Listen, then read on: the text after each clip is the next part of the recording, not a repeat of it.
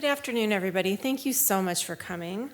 My name is Jen Mason McAward, and I direct the Clow Institute for Civil and Human Rights.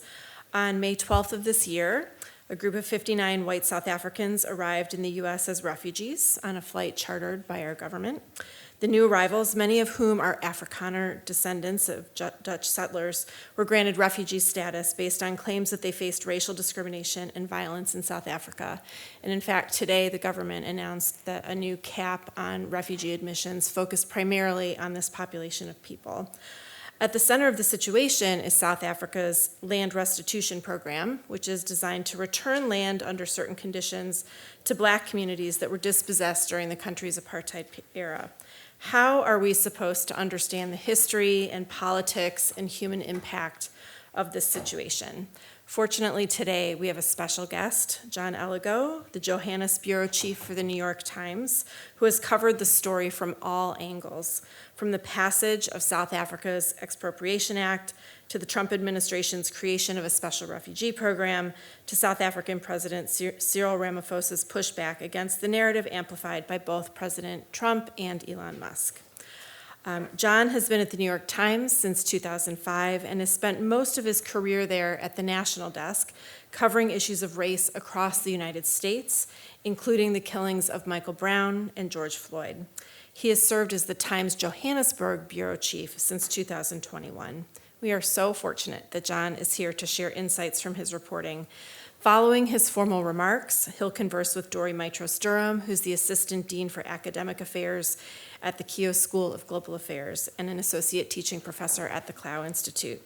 After that, please join us next door in the Jenkins-Nanovic Forum at a reception at which you can meet and speak with John. John, welcome to Notre Dame.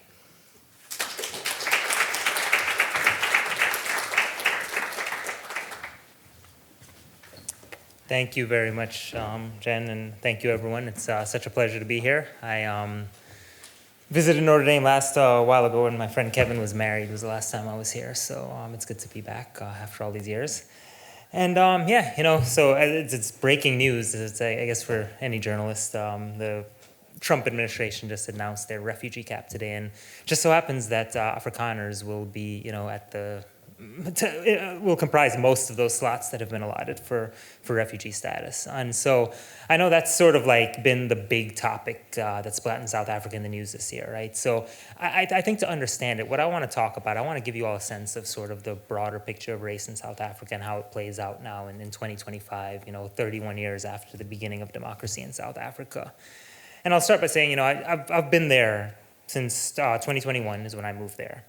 And as was mentioned, I covered race in America before moving to South Africa. And, I remember when I got there, my wife and I, we're like a middle class, upper middle class Black family that's, thinking, okay, I'm going to South Africa. We're gonna find this perfect middle class Black neighborhood that you can't find in America, right? And we're like, okay, so we're gonna find a house. We're gonna have lots of Black neighbors who are successful, and it's gonna be great, And we start looking, and we quickly discovered that the assignment is much harder. And being maybe a naive person going there, I'm thinking, this is a country it's in Africa. It's 80% Black, and then 90% of if you count other non-white populations there. And yet we're struggling to find this, right? And so we ended up in a community that's a nice community.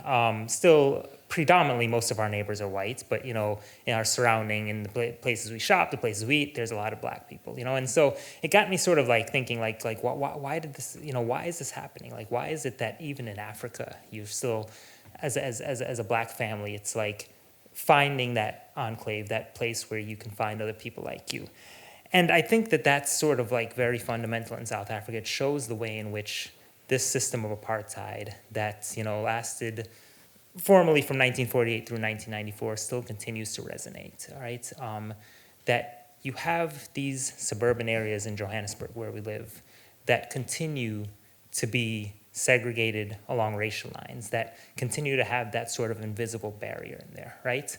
Now, despite the fact that it's a community that that we are still not in the majority racial group in that. It's been a very happy and comfortable existence for us, right? Our neighbors are nice, everyone's, fine, we're treated well, people treat each other with respect. But like one day, we're at the house and there's a guy who comes over to fix the alarm system. He's like an alarm, it's his company. And he's Afrikaan, he's Afrikaans, he's Afrikaans speaking, he's Afrikaner. And I forget exactly how we got on the topic, but he starts telling me, he goes, well, you know what, in South Africa, the black people, they don't want to work for anything. They just blame apartheid on everything. All they want is to take. They don't want to they just don't want to work, and they just want the government to give them things. And I was kind of like, oh, okay, really? And then he looks at me and goes, see, they won't even see you as black, right? And so I was kind of taken aback by this for very obvious reasons. But for me, this was really a quick and dirty lesson on the ways that race still remained a very powerful force in South African society, right? It's a country that after 1994, when democracy began, that really fashioned itself as being this rainbow nation, this nation where people of all races lived alongside each other. And there's a very big emphasis when you're there among people to say that we are non-racial, right? We don't look at race. We don't think about each other in those terms, because during apartheid, race was something that was put on your identity documents. It defined who you are. So people say, the rhetoric is that we want to move past that. But the reality is that the legacy of apartheid and the racial classification system is still very much baked into the reality of life in South Africa. It's still something that is in people's heads, it's still something that's people's minds, and it still defines where people live, the success that they have, and sort of the barriers to that success.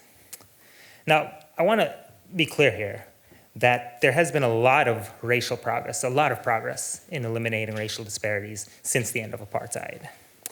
Just one stat that I'll throw out there, in 1995, just 350,000 black South Africans lived in households that were among the top 15% in income in South Africa.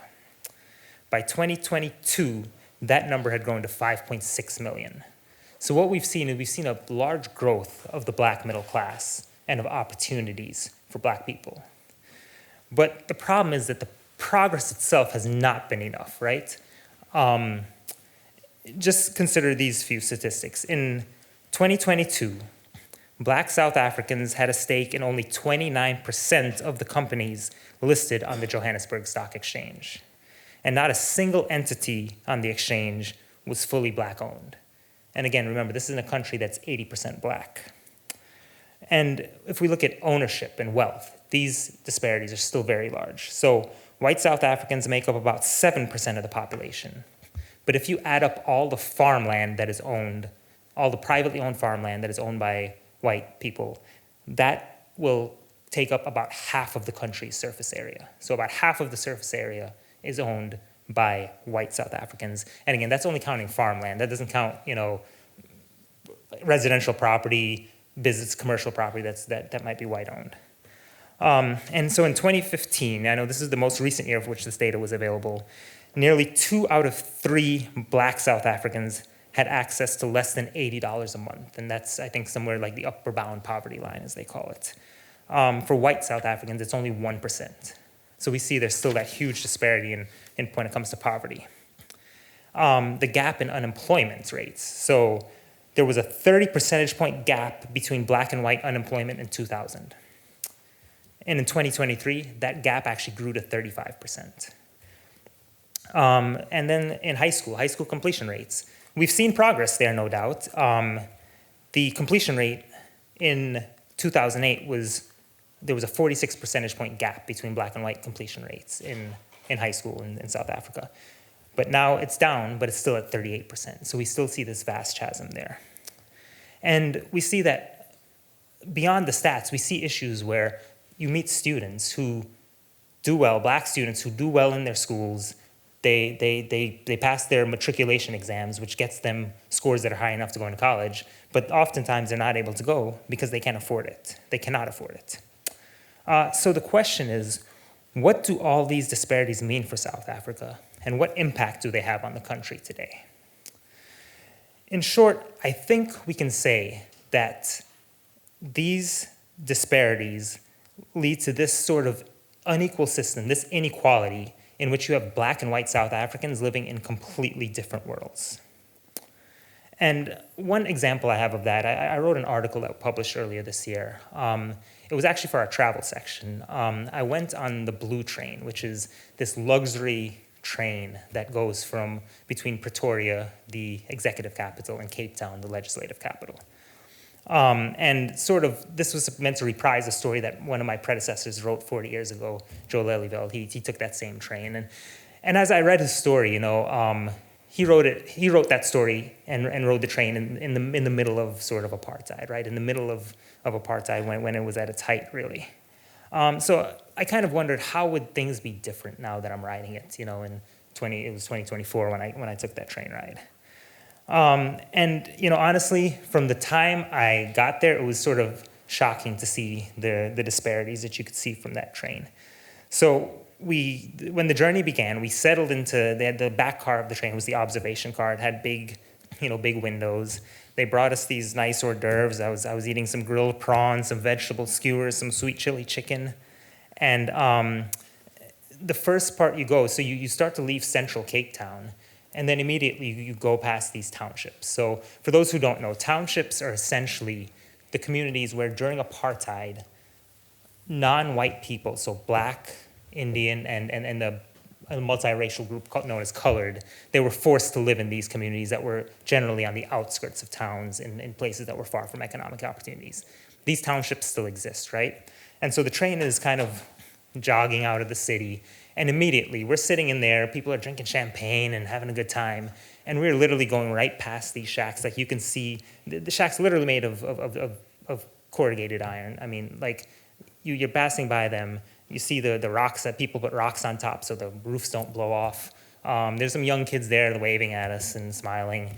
And there's trash on both sides of the train tracks. And the thing that really struck me is sort of like, what does this say? Like, what sort of message is this sending to these people in these communities that like we're driving by in luxury, and like they are living in these conditions? We have little suites in there that have like hot water, showers. We're getting these meals, and a lot of these people are living in these communities with no electricity and no water. And sort of as a side, the train actually left late because someone threw a rock at it that morning when it was going from the train depot, and it broke a window, so they had to fix it. And while we were driving through, someone hit their window with a rock. Now, I have a South African friend who said that was just like, as children, they would always do that. They would throw rocks at mischief, as mischief. But like, I couldn't help but think like, how do you, this brash display of wealth among these communities, like what sort of message does that send? How does that make people feel?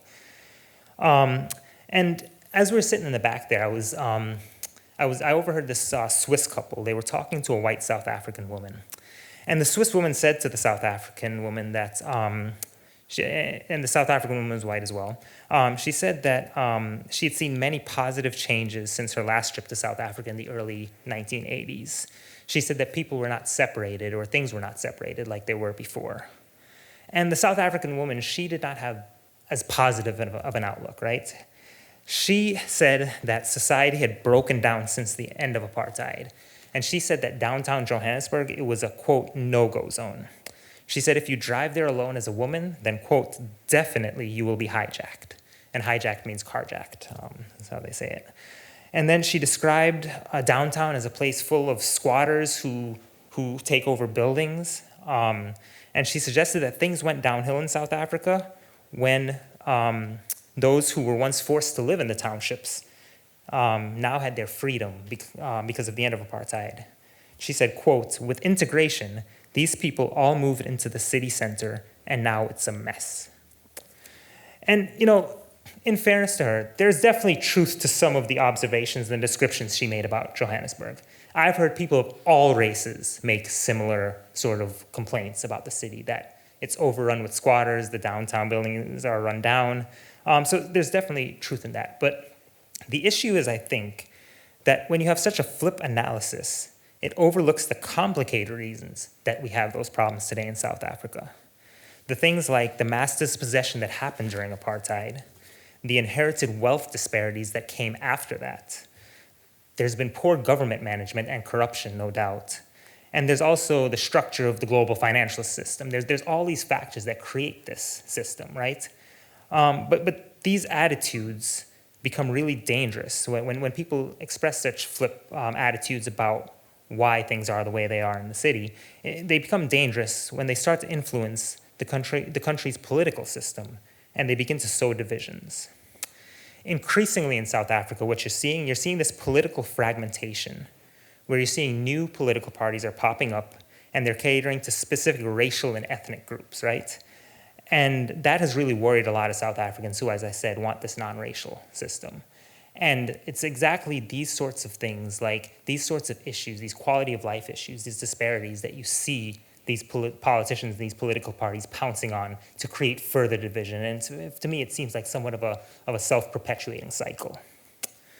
And I really got a very stark lesson in this very early on when I moved there in 2021, how race, politics, and the struggles of people's lives really all intersect to make it a very difficult place. So in 2021, around June, there were mass riots that broke out in KwaZulu-Natal, which is a province that is on the east coast of South Africa, the traditional homeland for Zulu people, and in Gauteng, which is the province that includes Johannesburg and Pretoria.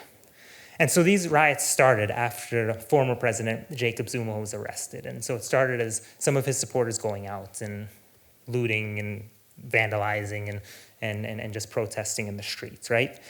But they quickly spiraled out of control and became about broader grievances, right? Grievances about the corruption, grievances about all the things that I just mentioned in terms of how life had not improved for many people since the end of apartheid. And more than 340 people died across the country during these riots. And this included vigilante killings. And in one community in particular, it's called Phoenix, and it was a community in KwaZulu-Natal it's basically a suburb of Durban, which is a coastal city in KwaZulu-Natal. In this town of Phoenix, which predominantly has an Indian population, there were 36 people killed, and 33 of them were black. Now, Phoenix in many ways mirrors sort of the continuation of the racial hierarchy that was created under apartheid. So this was a community where Indian people were forced to live. And around there, black people had their own communities, had their own townships where they were forced to live in. And I should also say, just for those who don't know, so during apartheid, it was a hierarchy, really. So you had white South Africans or white people who were at the top and had total freedom. Then everyone who was not white was restricted in some way, but even still, there was a hierarchy there. So Indian people had more rights than colored people, who had more rights than black people who were at the bottom of that totem pole. And so you have this situation where in Phoenix today, if you look at it, it's still a predominantly Indian community, and has relatively formal housing. So it has decent housing. It's sort of working class, but it's, bricks, concrete construction, solid homes.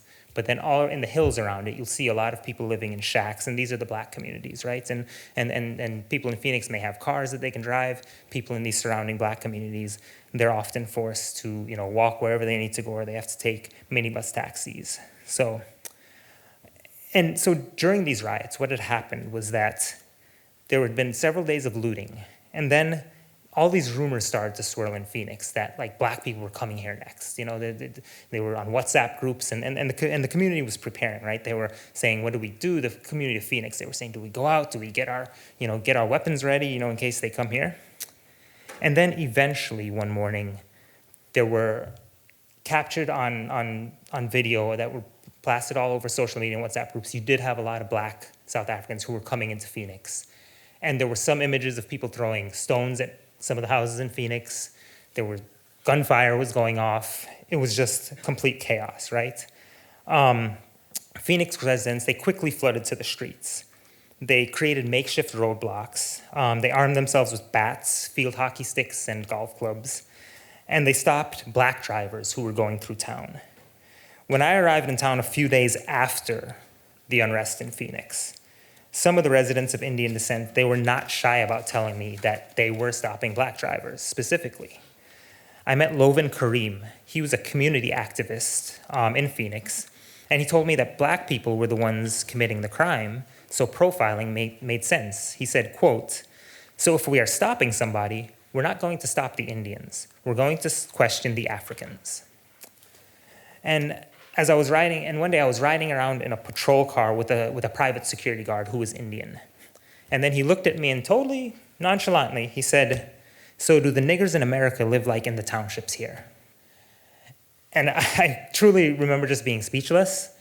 And again, my job as a journalist, I observe and try not to make myself the story. So I think I mumbled some response of, I think it's different. My response was something along those lines.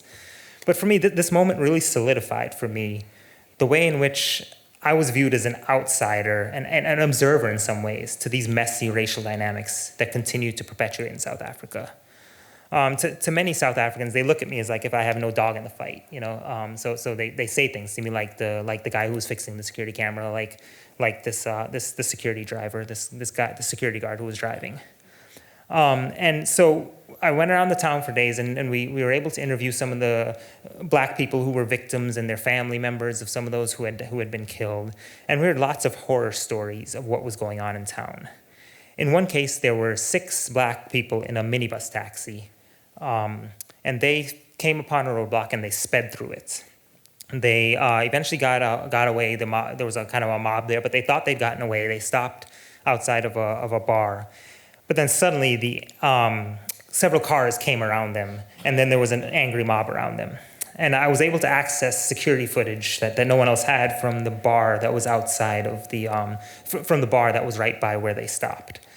And what unfolded was a scene in which these people who were in this taxi were badly beaten. And I went down to that scene, after a few days later to see if I could find witnesses, see if I could find out like what happened, what was driving people, why did the community seize upon this taxi. And I rang the doorbell of a house right where it happened, and a man answered the intercom. He was looking at me through a security camera, so I was standing there. And he asked if I had any weapons. I said no. And he asked me to show my waistband, and I showed him my waistband. And then he buzzed me in. He introduced himself. He was Shaheen Gopal. And when we spoke, he told me he wasn't there when the attack occurred, so he didn't witness it. But he said that the anger of the residents had nothing to do with race. And frankly, this was something that I heard time and again when I was in Phoenix among the Indian community there, that this was not about race, right? That they pointed to the fact that, hey, look at any day, black people are walking down these streets with no problem. Our housekeepers and our gardeners are black. These things to them were proof that, hey, we did not have racial biases. Black people and Indian people got along just fine. And truthfully, in my time in South Africa, there is sort of this interpersonal relationship that people have across race there that I think even in the US we haven't figured out, where people do get along. People do, at least on the surface, get along. And even sometimes I would say it goes deeper than the surface, right? But it was really hard to ignore what you see, right? So beyond that video, that security camera video that I got of these people being beaten from that minibus taxi, I then was able to find a young man who was on the street when it happened, and he kind of surreptitiously filmed what was going on. And this was a much sort of clearer video and a much more horrific video. You see people carrying axes, you see people carrying clubs, and it shows a mob beating a guy who was laying limp in the street with sticks and bats. There was one young man running down the middle of the street. He got smacked in the back of the head with a baseball bat, fell down limp straight on his face. And I watched this video over and over, and then I saw what I thought was a familiar face. It was a man with a round belly and a beard, and he had a pole in his hand. And I said, that's my friend Shaheen Gopal, who told me just days earlier he wasn't ever there when it happened. But he was there because he was in this video, so I called him up and I said, hey, Shaheen, do you have a shirt that says Uzi on it? I think I saw you in this video there. And he goes, oh, yeah. Okay, so I was there, but, like, I just went outside because I'd heard something was happening, so I just went outside to check out the scene, what was going on. And he said that he heard the commotion, but he insisted that, he did not participate in the mob. And he stuck with his story that, hey, like, race played no role in what was going on here. But as he thought about it, he said, yeah, maybe there was something awry about what was happening. He told me, quote, the ordinary man out there was just protecting himself. But also, the ordinary man did take it a bit far. So these events in Phoenix, it really became a political flashpoint, right? It became one of these things that politicians seized upon, regardless of which side you are or how you saw this. So the African National Congress is, for those of you who don't know, that's South Africa's largest political party. It was the party that led the liberation struggle that eventually led to the defeat of apartheid, and it was the one that Nelson Mandela led in 1994 when he became the country's first president.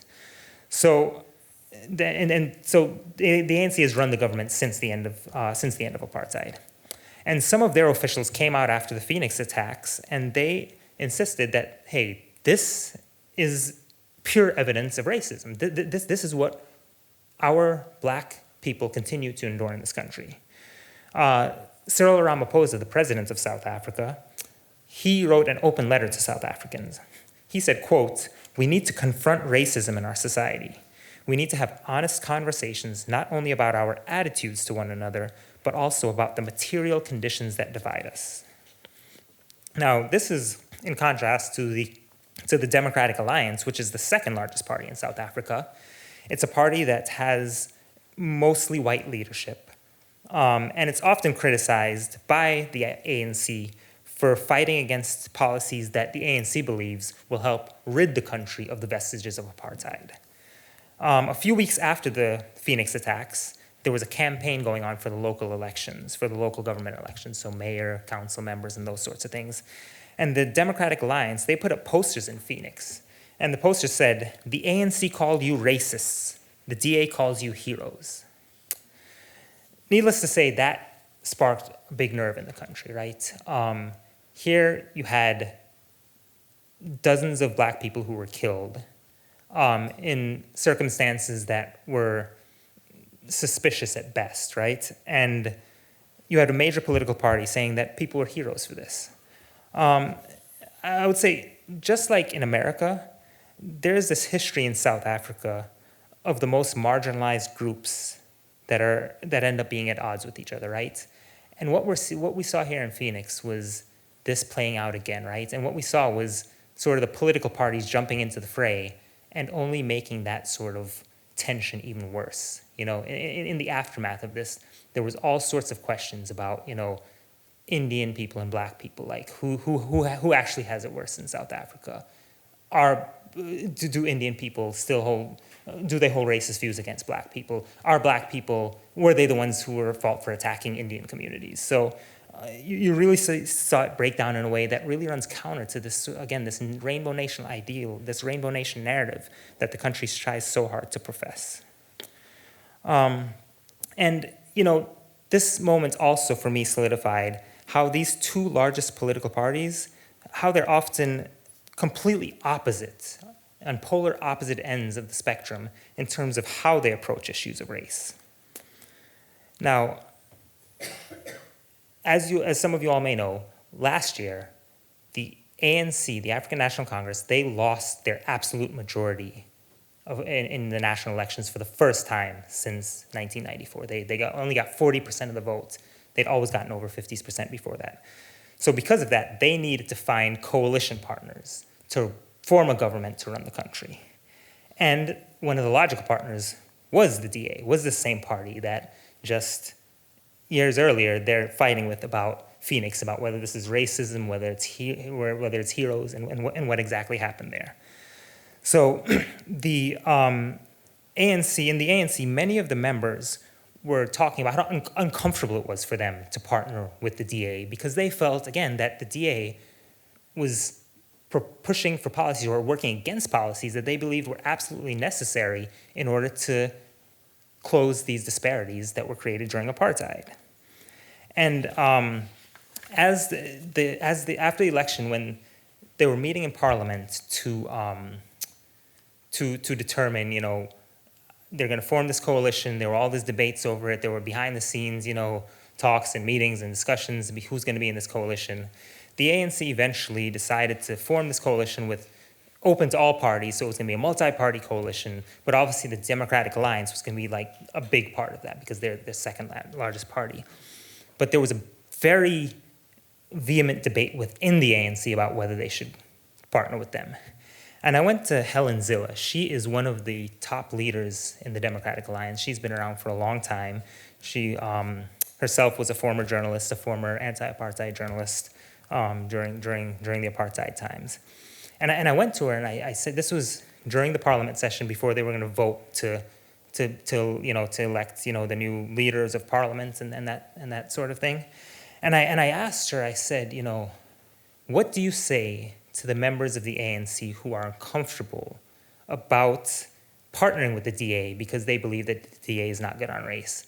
And she went off on me. She was like, the New York Times has a problem with race, and you're woke, and you just wrote a hit piece on the DA, and she just totally went off on me. And I was trying to, in some ways, throw what we call in the journalism a softball, saying, this is their chance to say, no, like, we believe that, because now, truth be told, the DA, they have policies that they believe will actually eliminate these disparities. The way they frame it is like, we need policies that aim toward poverty that are not race-based. And if you address poverty, you will address sort of those racial disparities. That's their position. And agree with it or not, they have expressed those positions. And so I was giving her an opportunity to sort of express how the DA would then, welcome Black South Africans into the fold and show them that, hey, we are a party that will actually make your lives better.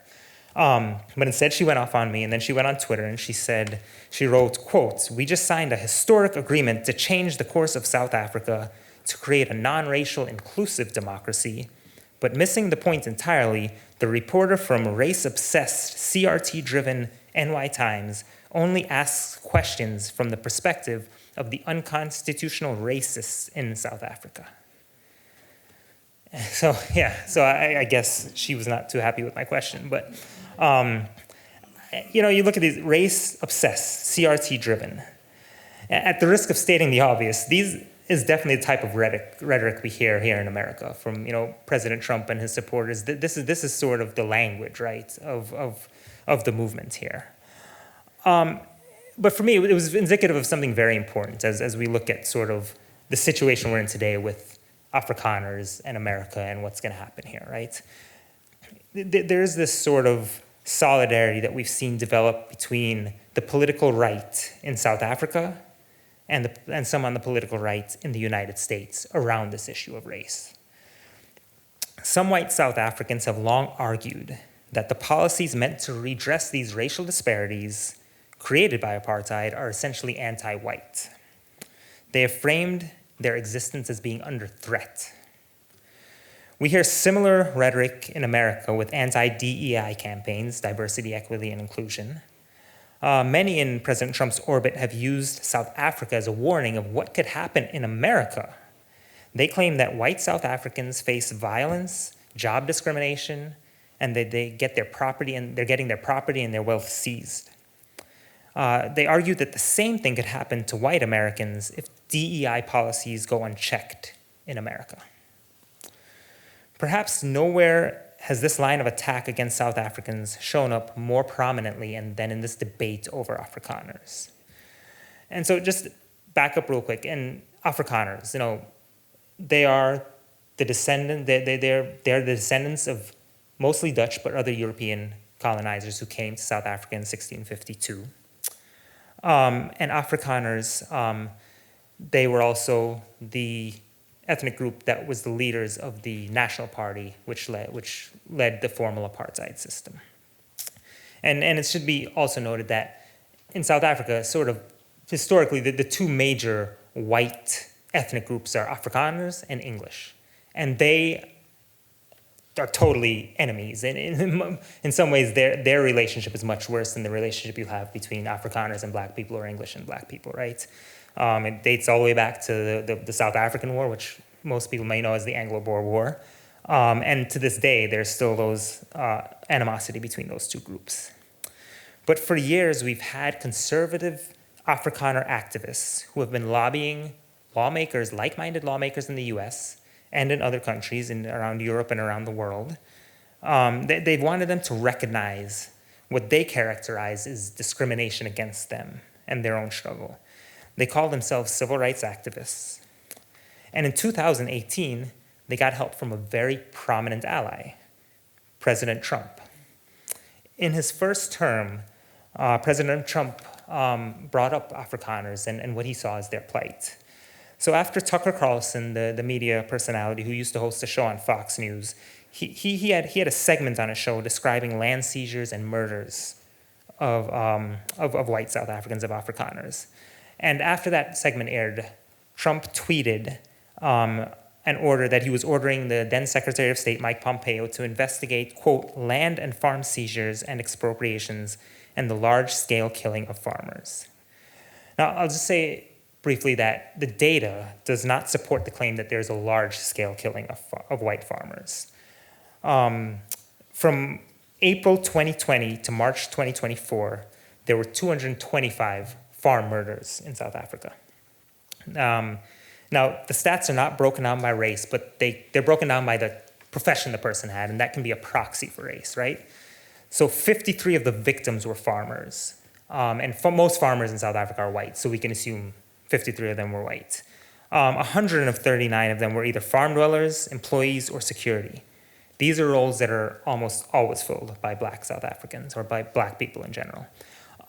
So even if you say that, let's say half of the 225 were white, which would be a generous number based on what we know about who works and who lives on farms, that certainly does not represent any sort of mass killing or genocide in a country where there's more than 25,000 killings in a year. And I'll get back to it later, but given that, I think it is important that we recognize and understand why there is a sense and a sentiment of mass killing and killings and threats to Afrikaners, and I'll get into more of that later. But I will say that this initial Trump tweet did not go anywhere. It just was there, moved on, nothing happened. But then fast forward to February of this year, just weeks into his second term, Trump brings up Afrikaners again. So what had happened was the president of South Africa, Cyril Ramaphosa, he signed into law a land expropriation law that essentially allowed the government to take privately held land without providing compensation. Now, there are all sorts of caveats to it. It's supposed to be within the public interest. It's supposed to be really a means of last resort. If someone disagrees with the decision by the government, it can go to court, and ultimately the courts are the ones who decide whether no compensation is a fair and just outcome for this. So it is actually, there are definitely South Africans and political parties who want white-owned land to be seized, and they are not happy with this law because for them it does not go far enough, and it does not lead to the redistribution that they want to see of the land. And so this, so Ramaphosa had signed this law, and Trump posted on social media that, and he later made remarks to reporters saying that South Africa was doing bad things and it was seizing white-owned land. And then days later, we got this very extraordinary executive order. This executive order said, again, that Afrikaners were the victims of racial persecution and that Trump was creating a special pathway for them to get refugee status in the US. This sort of blew me away, right? Because we had seen from the first day of his administration, Trump had put on pause all sort of refugee admissions into the country. We had people in Sudan who were being killed in the civil war there. You had Congo, where there's been a civil war for 3 decades going on now. You had people families who'd been approved for refugee status, and they were all on hold. But there was this special exception made in this refugee pause for Afrikaners.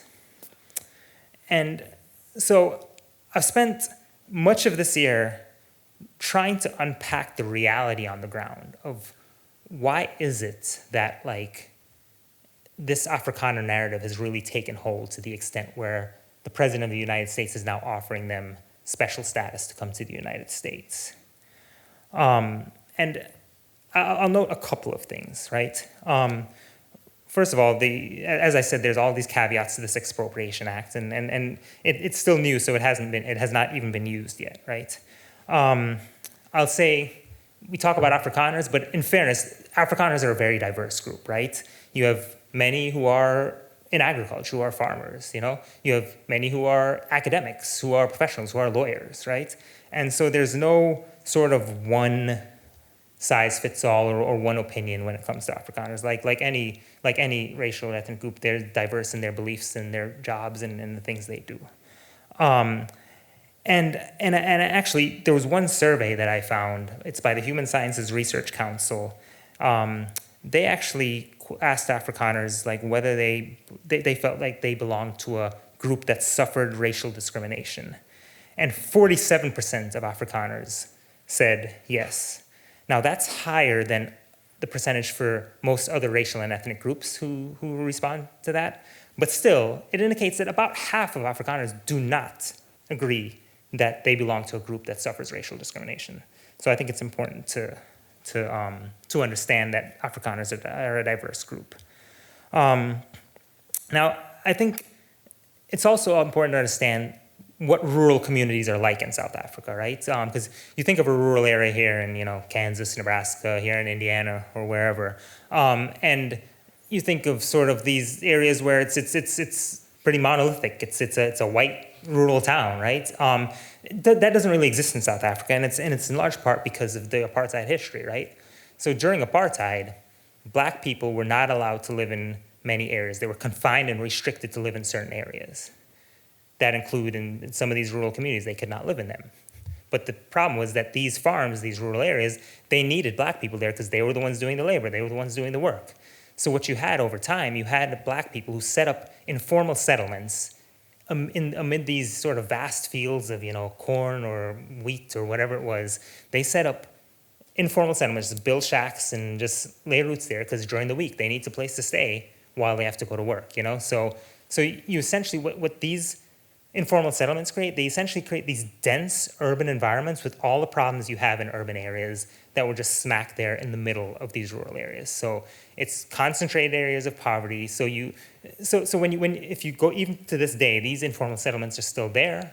And when you go to a rural area in South Africa, you'll be in the field, and you drive, and it's almost like you're in this mini sort of town, right? This mini city where it's like these densely packed shacks all packed together. And it feels like more like an urban area, right? So you have the challenges of urban poverty right in the middle of these rural communities. But what these dynamics also mean is that you have lots of black people in areas where even most of the farms are white-owned, and that because of that, the crime does not only target the surrounding white farmers, but the people who live in these very communities, these informal settlements, are also very often victims of crime. And what I've noticed in these rural areas as well, that the power dynamics still very much resemble the days of apartheid.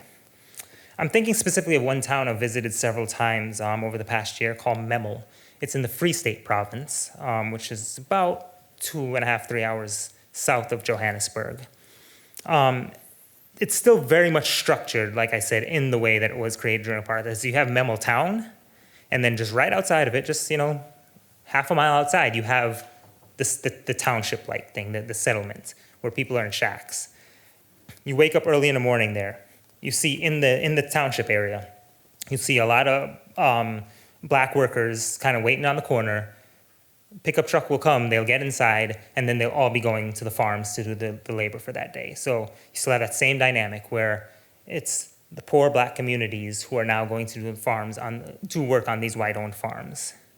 When I talk to the communities there, to a lot of black residents, many of them talk about saying that they still feel disrespected, right? They still feel like they're spoken down to, that they're treated as lesser than by the farm owners, by their bosses. And when you talk to some of the white farmers, they talk about, hey, we're in danger of having our land taken. Like, we feel like these folks don't respect us. They don't respect rules. They don't respect that this is our land and that we worked hard for this and that we bought this with our own money. We did not take anything. So you have those tensions and those dynamics from apartheid that still very much exist. And there was even one time that for me just really solidified how sort of the mentality of that racial hierarchy existed in these rural areas. There was a young man he was going to introduce me to someone. He's a farm worker. And we were going to get in my car, so he was going to go introduce me to a farmer. And then I hop in the driver's seat and unlock the doors, and he hops in the back seat. And in America, you would think, oh, I'm not your chauffeur. Like, it's like disrespecting me. But that's in South Africa, especially under apartheid, and even after that, the black people, you don't sit in the front with the boss who's driving, right? You have to sit in the back. So it's these things are still ingrained in the mentality there. They still use the word boss in terms of referring to someone as their boss, the Afrikaans word. So the racial hierarchy it's still so visceral, right?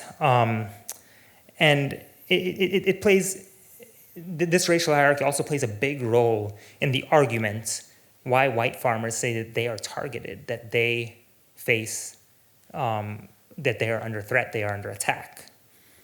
The government's land reform policies after apartheid have not been very successful. The government had wanted to transfer a lot of land over to black people, but they wanted to do it in a willing buyer, willing seller. They wanted white people to voluntarily sell their land. It hasn't happened in the speed or the breadth that people want it to happen. And so you have many black farm workers who had expected that they would have land by now, they would own their own place, but they don't. And the argument among some who say that white farmers are under attack is that this lack of land, this failure to reform and to make the land inequality, more just, that fuels this resentment that basically endangers white farmers. Now, there have been some very brutal cases of attacks against white farmers. I visited one couple, Chris and Heste. This was in the northwest province of South Africa, about 2 hours north of Johannesburg. And they were, a couple years ago, they were sitting on their porch one night. 3 guys came up off the back and they pounced on them while they were sitting there. Chris, the husband, I mean, he's a big guy. They're old. They're like in their 60s, 70s, but he's a big guy. And he fought. They had guns, but he fought back really hard. And there was actually one police officer I was talking to. He said one reason that you get these attacks against Afrikaners, they escalate and they turn into something more violent is because this was his words. He's a researcher for the police department. He said Afrikaners can be stubborn and they're not just going to roll over when you attack them. So it's going to escalate and escalate. And they ended up being tortured for hours. The guys were looking for money. They said they sincerely did not have money with them because it was around the pandemic time, and Chris, who travels for his job, wasn't traveling, so he didn't keep a lot of cash on reserve at the time. Many Afrikaners will look to examples like Chris and Hesta getting tortured and say that even though they may not be killed in huge numbers, the crime that they suffer is actually worse than other South Africans because they're subjected to torture.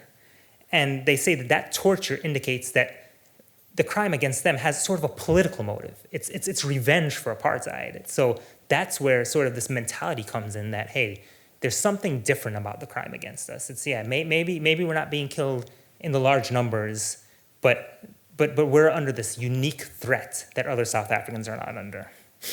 Now, as a journalist, I approach everyone's story with respect and empathy, right? I think it's important that I listen, that I understand why people formulate certain beliefs and certain feelings in their head, why certain narratives take hold. But it's also important that I have the responsibility to balance the emotions of what someone's feeling against the wider and the broader truth, right? When we feel something, it's like the thing, it narrows our blinders, right? And we see just that and it makes something. But as an independent observer, I have to look at the larger context, right? The larger picture. And the fact is that South Africa is a very violent country. There were more than 26,000 murders last year. Its murder rate is roughly 6 times higher than America's, but the overwhelming majority of victims are black. one man I met, and these are even the victims in these rural communities, right? So one man I met, Michael Mochale, he lost both his brother and his sister to rural violence. His sister was at home. Someone broke in, shot her dead. This day it was never solved. He has no idea what the motive was. His brother had just withdrawn cash from the ATM. Some guys pounced on him.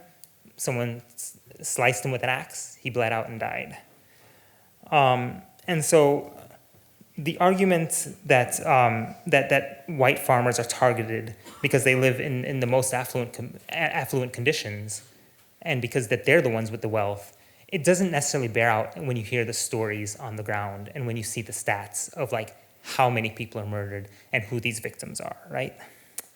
I talked to a lot of people who were working, poor black people. They lived in shacks, and to us, we will look at them and we'll say, you know, what do you have that's worth stealing?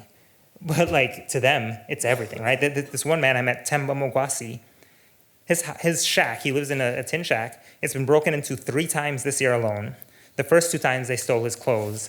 The last time when I was there, I was there for the aftermath. It was just, they just ransacked the whole place, just like clothes, shelves, everything, just all over the place. A woman I met named Senze Selepe, she was asleep in a shack with her sister's children when armed robbers broke in at 3 a.m. At one point, they tried to rape her. They took cell phones, they took food from her fridge, they took laundry detergent. The trauma that these black victims experience is no less significant than that of the farmers. Trauma does not discriminate based on wealth.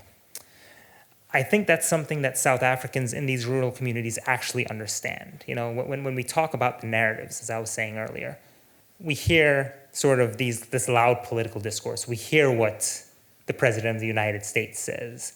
We hear what the Afrikaner activist groups in South Africa say. We hear what the left-wing politicians in South Africa say about this stuff. But if you get on the ground and you talk to these people, and this was almost with the near unanimity. When I'm in these communities, I talk to the white farmers, they all say, oh, crime affects us all. Crime affects us all. I talk to the black people who live in these communities, they say, oh, yeah, I mean, white people, black people, we all get it. Now, each of them do say that white farmers say, we think it's a little worse for us. Black people say, we think it's a little worse for us. But like, everyone acknowledges on the ground that crime is a problem for all of them. It does not discriminate by race. Yeah, so this attitude of crime affecting everyone, I really saw it play out in a very stark way in a community that I visited recently called, it's a rural area about 30 minutes outside of a town called Brits. So this was one of these black settlements that had been formed. This one was named Mshlozi after the former president, Jacob Zuma. They name the settlements often after, you know, something that's happening in the news at the time or someone they admire, and this one was named after Jacob Zuma. And it sits right across the street from a big gas station. It's like a rest stop almost, and behind that is a farm. And so this settlement has been around for, you know, more than 10 years, 10, 15 years or so. And the people in there were just kind of fed up because they were getting robbed by daylight. There were break-ins to their houses. Things were bad. The farmers around them were very fed up because they were getting their things stolen. Like thieves were going, and there's the irrigation pivots, so those big things that go on the farms and they irrigate your crops. They were stealing the cables from that. They had water pumps there. They were getting the copper stolen from those things, and so it was just a pain in the butt for everyone.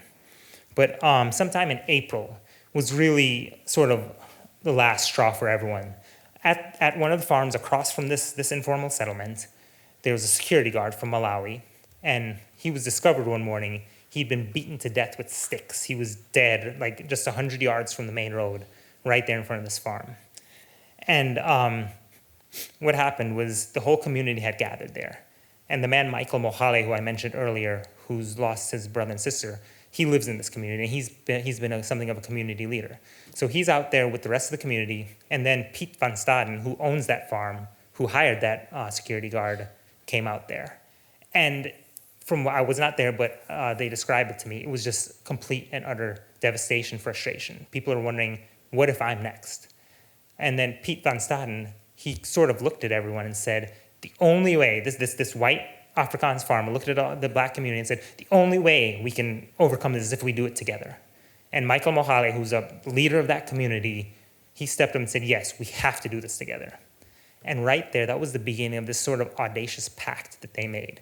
So what you had was Piet van Staden. He was part of this community patrol group of mostly Afrikaans farmers who patrolled the community themselves. You see this very often in South Africa because often the police are under-resourced and they don't, respond to crimes, especially in rural communities. So you had these Afrikaans farmers. They patrol almost every night themselves. They have big SUVs, they have big guns, they have drones, they have night vision stuff. Frankly, when I'm out there, it's the closest I feel to being in the United States, honestly, because there's like Ford trucks and all that. But then what they don't have is they don't have the relationships and the intelligence that Michael Mohale and the other community members have in the community where these criminals often live. They live in those settlements. So Michael has he can get the informants, he can figure out what's happening on the ground. So that was the pact. It was like, you all find out who's doing what, where they're at, and we'll come help you get them, right? So we as the white Afrikaners will come help you get them. And Michael Mohale said, good, we'll do that. So they quickly formed a community patrol group. They went out there. Michael quickly found a person who said they witnessed, a person from the community who said they witnessed the beating because it was right by a very busy gas station there that people go in like a rest stop. And so they found the dwelling. They went there one night. Some of the guys fled. Some of the guys they caught. They called the Afrikaans farmers. They came right away. They flew a drone. They followed the drone. They picked up a guy running through the fields, going close to a dam there. They followed him, and they were able to get him. And then they called the police, and some of these criminals were taken away. Now, the unfortunate kicker is that, again, because the police are not great at their job, the next day, these guys were back in the community, the guys who they found. But this is how the community works, right? They went there, and they basically told them, you are going to leave, or we're going to make you leave.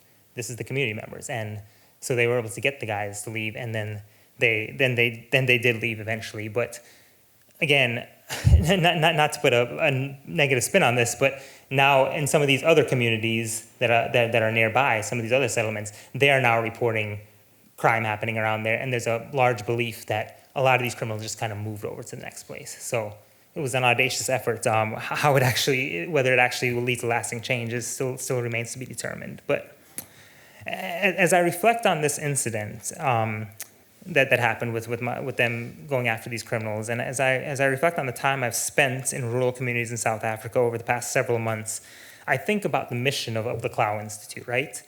To advance the God-given dignity of all human persons. Now, South Africa is still a place with a lot of pain and trauma. It's a really young democracy. Apartheid was actually not that long ago.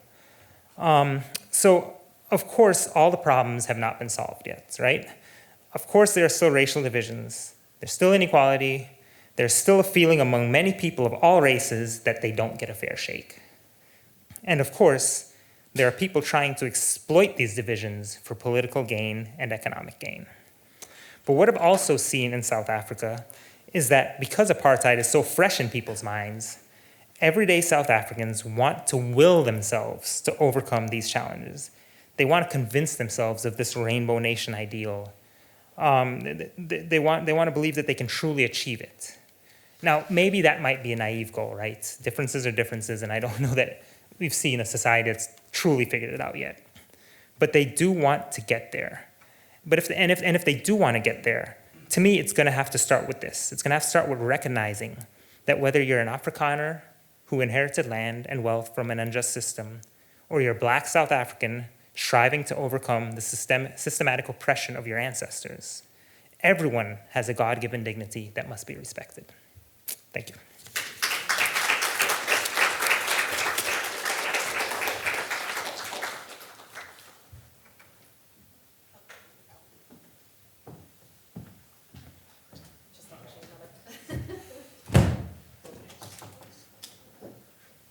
Is that on? Is that on? Yeah, okay, great.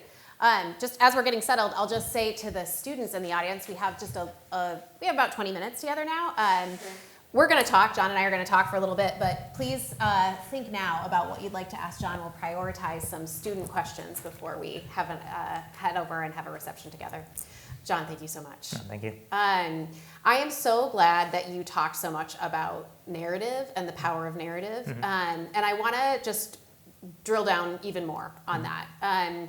Earlier this week, I don't know, maybe it was last week, if you had an opportunity to listen to it, but your colleague, Nicole Hannah-Jones, was on The Daily, and she talked about the narrative in the United States right now that what the Trump administration is interested in doing is destroying DEI, but that is a specific way of naming what is ultimately a very different end goal, which is rolling back civil rights laws. But by claiming that they're dealing with DEI as opposed to civil rights, there's much more popular support. Ultimately, the end being an end to the legal protections and the structures that are used to enforce civil rights, which are actually quite popular in the United States. Yeah. So my question is, what is the end for the people that are claiming this narrative in South Africa now?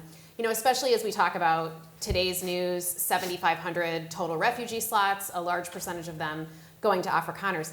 That's not the end, right? Because 7,500 is a drop in the bucket, presumably. So what's the goal there? Yeah, well, first I'll say the Afrikaners, even those again who are the loudest activists and lobbyists against what's happening with the current government, they actually don't want the refugee thing. They've come out consistently since then saying, no, we actually didn't ask for the refugee status. That's not what we wanted.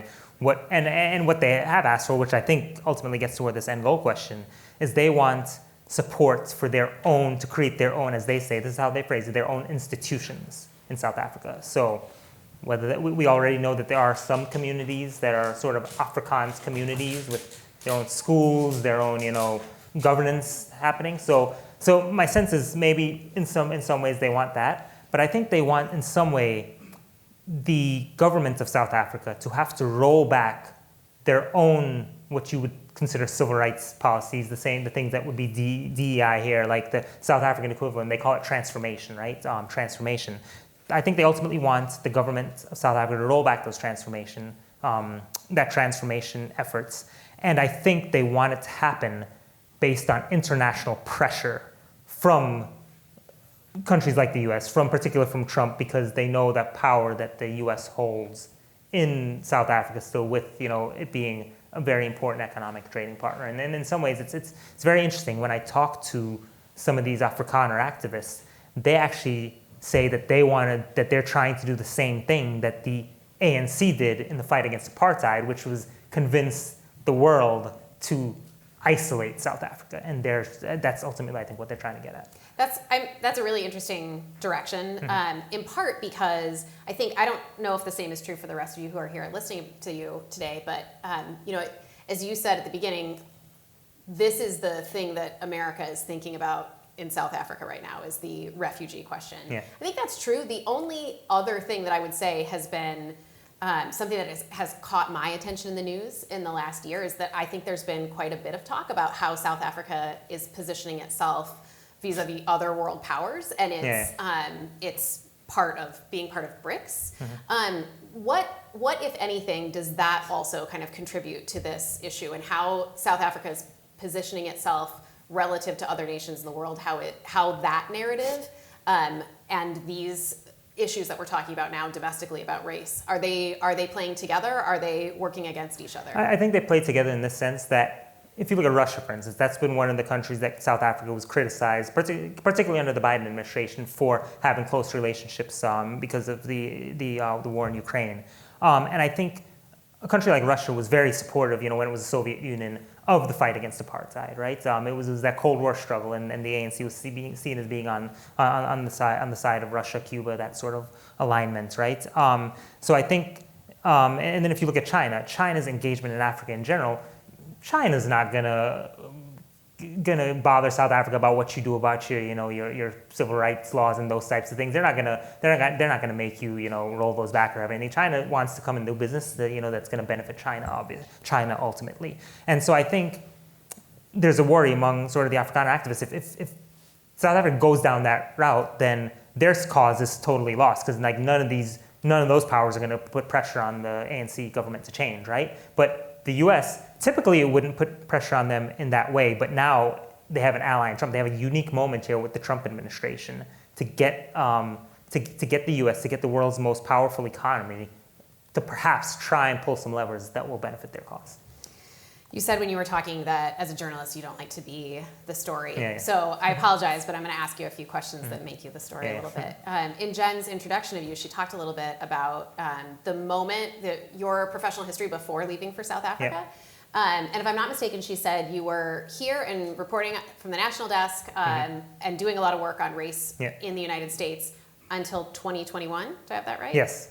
So that was a pretty significant moment for race in the United States. And I wonder if you could talk about your experience in that moment and then your sudden shift to talking about race in another context and how you've experienced those things as a writer. You talked a little bit about saying that folks seem to think now that you have no stake in the questions in South Africa. And I wonder if you might talk just a little bit about whether that experience has felt different in those two contexts. Yeah, no, it's the very last thing I covered was the trial of Alex Chauvin, who murdered George Floyd, and that was the very last thing I covered on the race beat. So it was, you're right, it was a very sort of important time, pivotal time. And I think I would say the simplest way to answer that is like, I think the transition has been one in which like there are so many similarities. Like, yes, the overarching context is different. There's obviously different countries, very specific differences in the history, obviously differences in the demographics. You have a black-led government in South Africa. You have a not black-led government here, and you have black people are very much in the minority here versus South Africa. So you have those differences. But the ways in which you would say Jim Crow segregation here, they would say spatial apartheid there, like the ways in which the same things like play out, over and over. I think that's really been fascinating for me. And it's made it sort of in some ways a little bit simpler to sort of understand what people are going through and to really, really understand. And that story I told about at the top about, trying to get our own housing. I mean, these are sort of like lived realities that you have as, not just covering race, but like experiencing race in America, right? So to have those same experiences in South Africa, it really felt, it's sort of like a comfortable transition in that way. And I guess the last thing I think for American readers and people who are reading about South Africa, that's why there's sort of an inherent interest in South Africa, because people know generally, they've heard of Mandela, apartheid, they know sort of the general basics. And I think my job is to just sort of show them what's happening there in a way that they'll understand. And it's much easier to do because of the ways in which it's very similar to what's happening here in the US, or what has happened. So you've been gone from the United States for 4 years, and in those 4 years, there's been a pretty big transition here. The moment you left, the conversation around race was very different. How has it been to observe that shift with distance, and what is it like now when you return to the United States and you are at the New York Times this week and in a staff meeting talking about race issues in the United States? What is that? That 4-year period has been, I think, one where the volume of things that are thrown at us on a daily basis tends to be, I think, almost too much to appreciate. But to think about that transition over that short period of time. Well, I'd say sort of the domestic issues that are happening here. It's one of those things where, like, from afar, you're kind of like, okay, I can look at it sort of like from afar as an outsider. I kind of make myself an outsider in terms of looking at it because it's so overwhelming. It's something different every day. And if we're talking about specifically in the context of race, as Nicole has written about and has talked about on the Daily, very much there's this sort of this real question of fundamental civil rights and what those are going to be like if they're going to exist in certain ways in the future in America. And so from afar, like you look at it with the degree of concern, right? Because these are sort of these fundamental civil rights and what's going to happen to them. So I definitely look at them. But I think, having that distance allows me to maybe, kind of emotionally detach from it a little bit. But I would say that, like, when it comes to this most recent Trump administration, what's different is like you're sucked in a way that you probably weren't sucked in if you're abroad during the first Trump administration. So before Trump was elected this time, it would be not uncommon to meet people in South Africa or any other African country who say, I like Trump, and they would explain their reasons for, like the way he's blunt, there's just certain things they like his style, what he says and whatnot.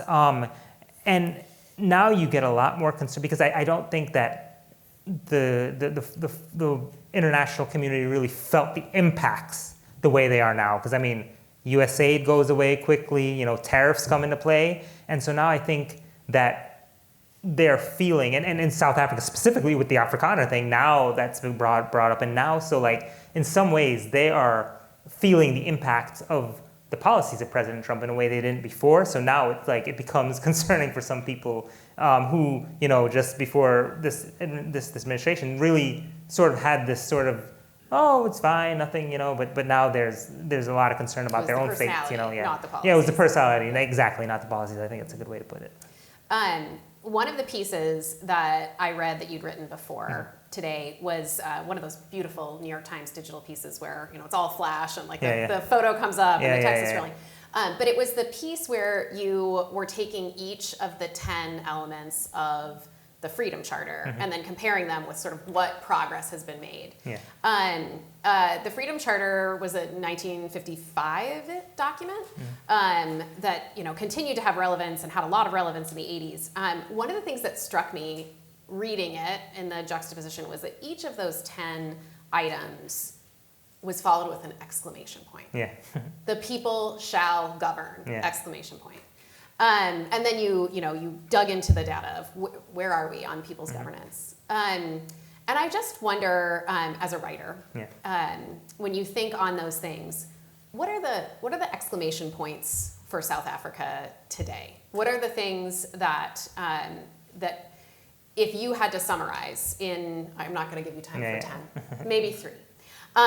3 things that you think are sort of the exclamation points that deserve our international attention at this moment, or deserve the domestic attention of the government that aren't the same things that were in the charter. What would they be?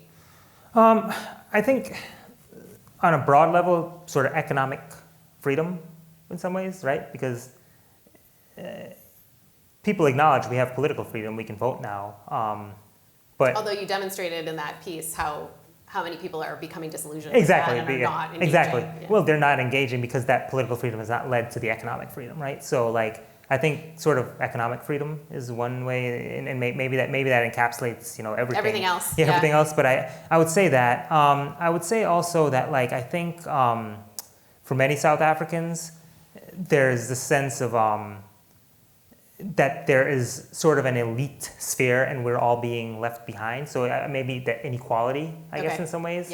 Because and it goes to this political issues, like the issue is that like our political leaders, is how South Africans see it, is that they're in it for themselves, not for us as people, you know. So I'd say probably those would be the 2 things I would look at, sort of this economic freedom, but also this sense of like there's an elitism that leaves us behind. I'd like to give some students an opportunity to ask some questions. Do we have student questions in the audience? If you wouldn't mind, if you just introduce yourself and what you're studying. Hello, my name is Zolile Shude. I'm from South Africa, born in the Eastern Cape province. Was living in Johannesburg for some time. John, you and I spent a few days when you were covering the Osindiso fire and the issue of unlawful occupation in Joburg, where I was taking you through some of the abandoned buildings there. Oh, yeah. I don't know if you remember. Oh, yes, me, I remember that now, yes, definitely. in my previous life. Now I'm an LLM student in international human rights law here at Notre Dame. And thank you for sharing your reflections on South Africa and the issues that we face there post-apartheid, and I think you gave a really good and fair reflection. But I do want to ponder on something, like, and get your reflection on it. And as a South African and as a lawyer who's worked in human rights in South Africa, I do think that we have one sort of like very critical problem, and that is the question of land. And land redistribution. And that is why you see a lot of what is happening right now in terms of the social, economic, and political issues that we face over there, is because we really need to to confront this issue of land. You were with me in Johannesburg when we went to the abandoned buildings and unlawful occupation, and people have no place to stay. Yeah. And so they make a choice to stay in a building that could fall at any day, or a fire could start and there are no safety measures. But because they have a roof over their head, they'll settle for that. Yeah. And I'm sure you've seen Sentin, which was at some point regarded as one of the richest square miles in Africa, and across the road you have Alexander, a community, very dense shacks and predominantly black community, and people have to squat there. And so I do think that what the government, what the people of South Africa, both black and white, have to come to terms with is the question of land, which is when you spoke about all the efforts to redistribute land that have failed so far. We established a land claims court that hasn't taken us any far. So the Expropriation of Land Act comes from that central question, which is how do we redistribute land, you know? And so there seems to be a pushback from those who have land against redistributing it, while those who don't have it are trying to get access to it. Would you think that is a fair reflection? That, you know, there is this question of land that South Africans actually, because after 1994, for some time we were in a euphoria, and I think right now all of that has died down and people are starting to ask real questions. And the land question for me is at the center of that. What would be your reflection on that in the 4 years that you've spent there? I'm sorry, I was long-winded.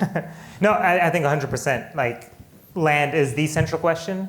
And to me, it's also a proxy for just wealth in general, right? It's a proxy for wealth and power, right? Because like land is wealth is power, right?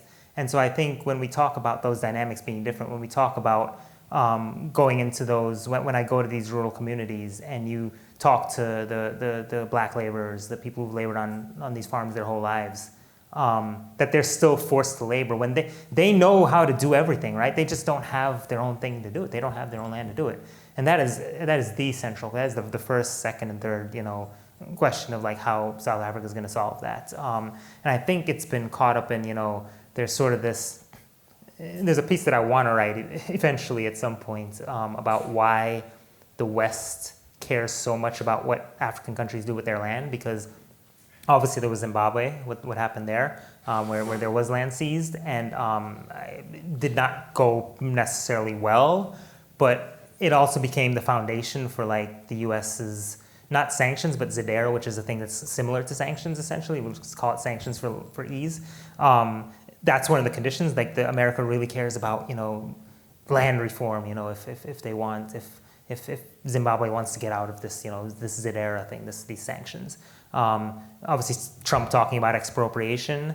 And I remember I was meeting with the Western diplomat in South Africa, someone who I'm very close with, and this person told me, they brought up, oh yeah, but about South Africa, oh yeah, if they start taking land, you know, then we're gonna have a big issue. And I'm like, why is that so important to you? You know, of all the things that's happening there, of people who are being systematically, I just wrote a story about the police torturing people there still, you know, in South Africa. Why is that not it? But why is it the land question? And so in some ways, like, I think there's this fear around what can you do about land? You know, how aggressive can you be? How can you do it in a way, because again, we live in a global market. How can you do it in a way that this doesn't like sort of kill South Africa's chances of like benefiting off of its land? How you don't kill the agricultural industry, how you don't isolate sort of all your global partners who will be upset because you've, you know, seized land. And I don't know that I'd be interested to talk to you after, but like I feel like I don't know if I've heard proposals about like how to do it really properly, you know, like in a big way. Like there's smaller things, like the government owns a lot of land now that they just don't do anything with. And the other problem with the government's land redistribution thing is that for the first few years, they were actually, when they were able to get land from white owners who willingly sold it, they would give it to black owners and they would give them the title deeds, like so it's your land. They stopped doing that. Now they give them long-term leases, but what can you can't get a loan off of a lease, you know, so you can't, that land is not yours and you can't do anything with it. They don't give them support. So you can give someone land, but if they don't have money for a tractor, for seeds, for irrigation or whatnot, then it's as good as nothing. So I think, there's just all these complicated things. But I think we have time for one more student question. We've got one back here.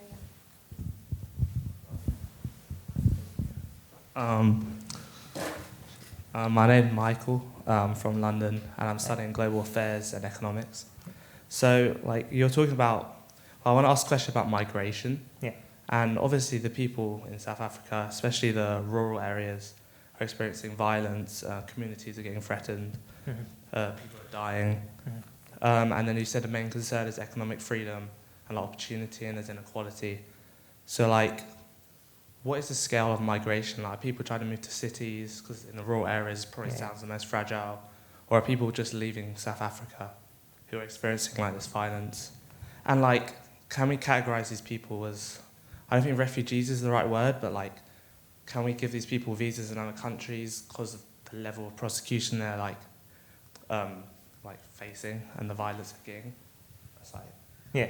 No, it's a good question. So I would say that, yes, absolutely, in South Africa and across Africa, we're seeing this huge migration toward urban areas. Like Africa is on one hand still the last sort of largely rural continent in terms of thing, but it's also probably, don't quote me on this, but probably the fastest urbanizing continent too, because but this is the challenge when they do go to urban areas, when people do migrate to urban areas, the urban areas can't handle it, right? There's no housing there. So you have these informal settlements I was talking about, they're popping up right there in these towns, in these communities.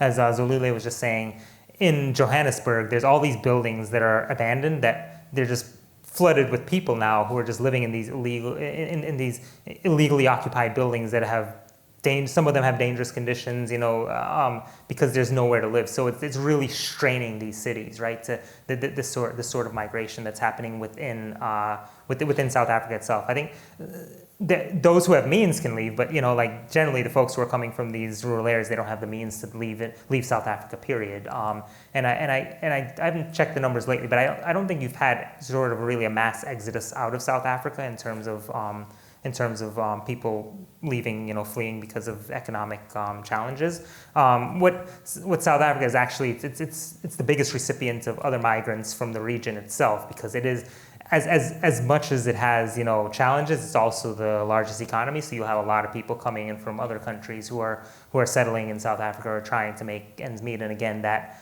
if you talk to most South Africans in the government, they feel that also strains the country a lot. So it's a very there's a lot of motion going on, a lot of movement, and definitely a lot into cities and into urban areas. And that is where we're going to have to close. Thank you. Could I ask everyone to join me in thanking John for his time here this afternoon?